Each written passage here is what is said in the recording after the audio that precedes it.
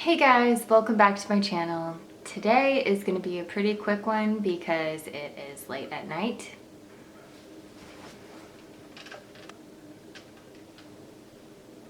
It's pretty late for me. And honestly, I don't want to be doing this for the next hour and a half. The thing I wanted to talk to you guys about today, though, is how to get over feeling like a victim to your illness. So, first of all, 1.5 million Americans have lupus. 90% of those people who have lupus are women. If you broaden it a little bit to an autoimmune disease, you have 23.5 million people in America suffering from an autoimmune disease. Again, that is diagnosed lupus and diagnosed autoimmune disease, and there's an average ranging from 3 to 7 years before diagnosis happens. Autoimmune diseases are classified as rare. Oftentimes, after you get a diagnosis or you have all the symptoms and you're still going through the diagnosis, you have that dark night of the soul where you say, why me?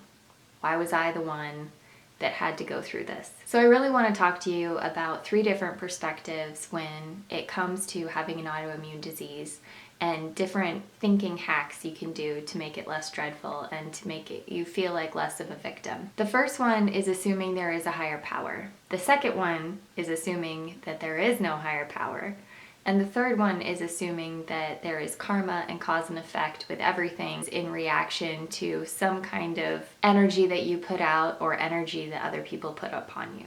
The reason I'm doing 3 different perspectives with it is because everybody has their own beliefs and everybody has their own lens that they look through life with. I have ranged between all 3 of these beliefs during my defiance that I had lupus. I say defiance because I didn't feel like a victim for very long before it turned into anger. And as far as the 5 stages of grief go, I hung out in anger probably more than any other of the stages.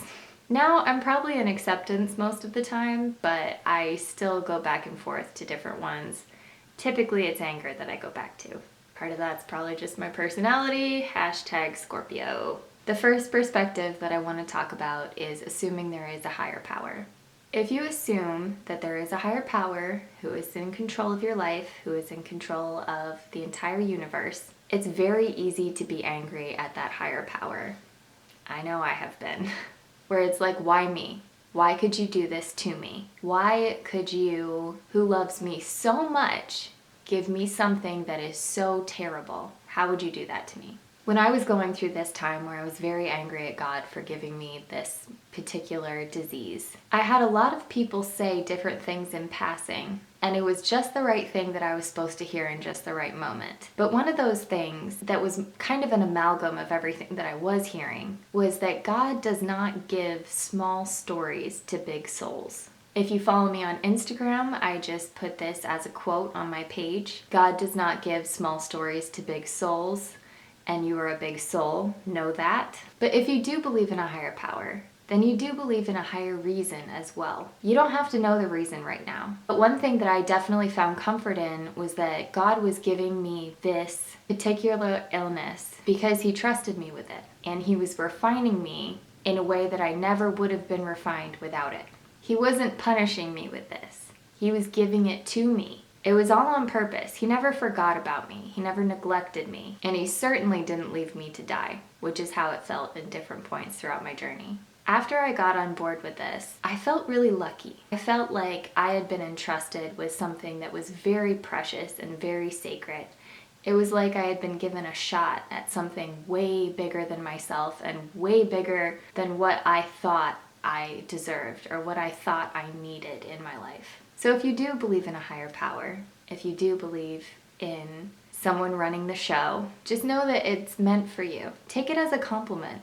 You are strong enough to handle this. And that is a really beautiful thing.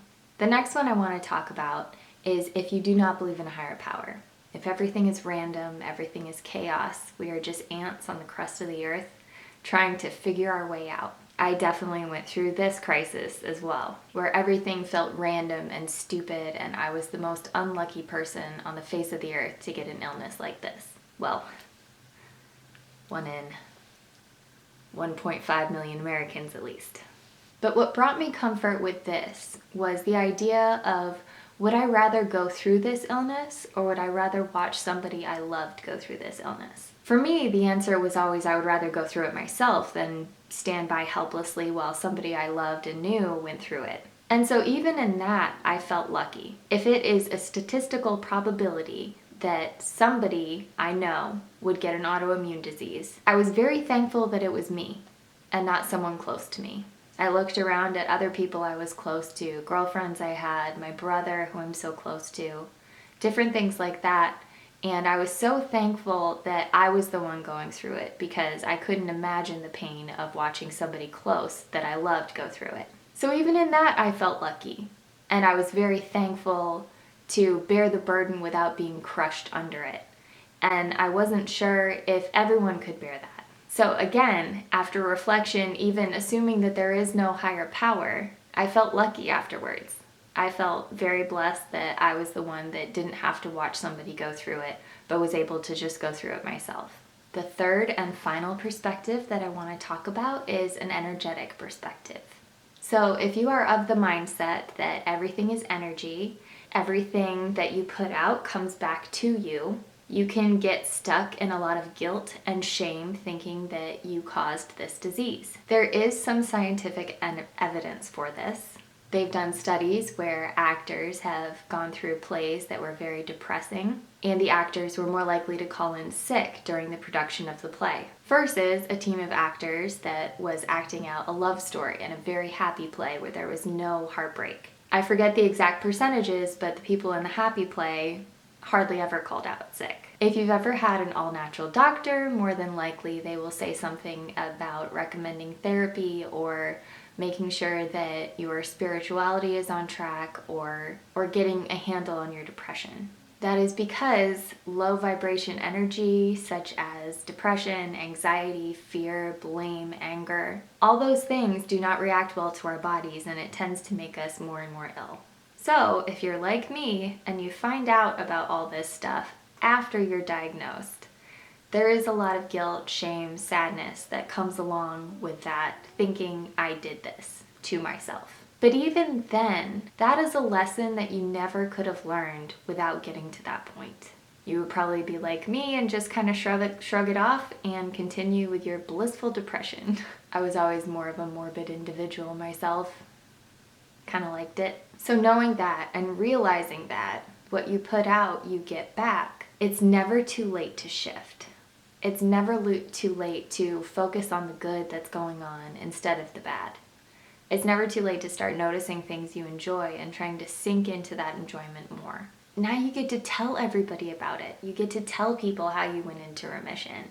You get to tell people how you practice visualization and you actually got to do those things one day. Small example, when I was at my worst and I was not quite bedridden still, but still in a lot of pain, my therapist recommended I started visualizing what I wanted to be. One of the things that I was absolutely positive would never happen in my life again was being able to do a cartwheel.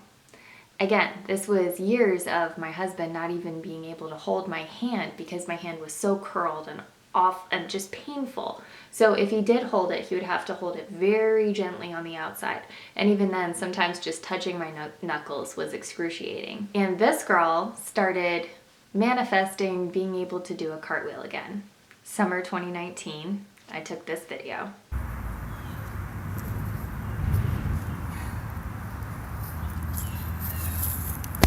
So even with energy, you can shift it and you can always come back. It is never too late. The only way it's too late is if you truly believe that it's too late. So those were my ways to combat victimhood with coming from 3 different perspectives.